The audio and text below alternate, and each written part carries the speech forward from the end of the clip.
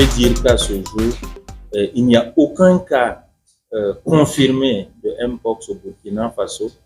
Cependant, vu que notre système de surveillance marche, nous avons enregistré 12 cas suspects qui ont rapidement fait l'objet d'abord de prise en charge clinique de ces patients-là, ensuite d'investigation, de prélèvements qui ont été acheminés au laboratoire national des fièvres hémorragiques virales pour pouvoir confirmer le diagnostic.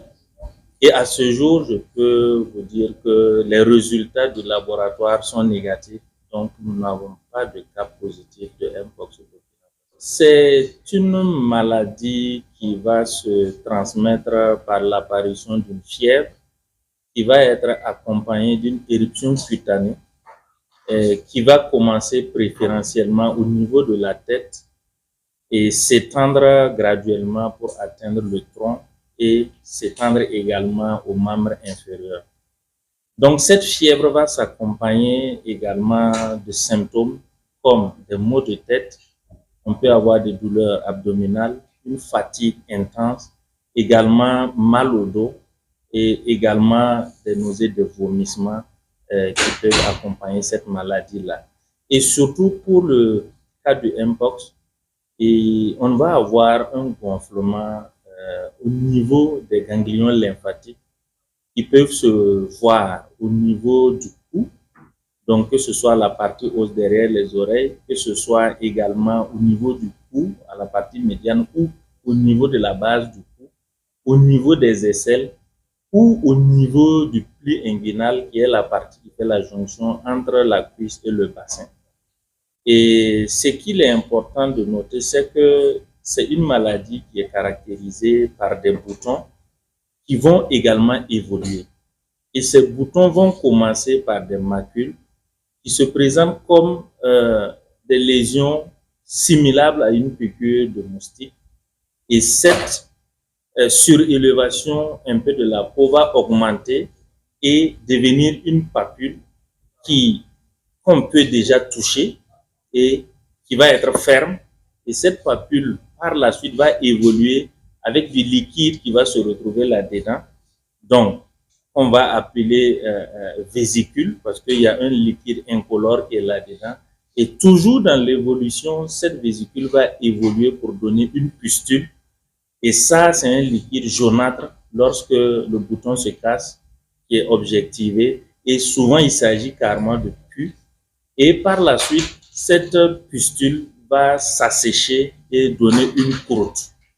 Et c'est vraiment à ce stade que souvent beaucoup, lorsqu'on a les éruptions cutanées, que les gens fréquentent et les centres de santé. Donc, je peux dire qu'à ce jour, le système est prêt pour pouvoir faire face à cette épidémie au cas où elle se déclare au Burkina Faso. Pour les populations, c'est de leur demander dans un premier temps de faire confiance au système de santé, d'avoir confiance aux agents de santé qui sont formés et se retrouvent au niveau des centres de santé pour pouvoir répondre aux besoins des populations. C'est demander aux populations, devant tout symptôme s'apparentant au cas de Mpox, d'appeler le numéro 3535, qui est un numéro gratuit, ou de se rendre dans le centre de santé le plus proche pour que nos agents puissent rapidement assurer une prise en charge précoce et adéquate. Et inviter les populations à éviter la manipulation des animaux retrouvés morts ou malades sans, en tout cas, utiliser les équipements de protection adéquats et de pouvoir également bien cuire les aliments avant de les consommer, surtout pour ce qui est de la viande, et de pouvoir se laver régulièrement les mains à l'eau et au savon. En défaut de l'eau et du savon, ils peuvent utiliser des gels hydroalcooliques pour quand même assurer la friction des mains. Il y a le port de masque parce que la transmission peut également se faire par les gouttelettes respiratoires.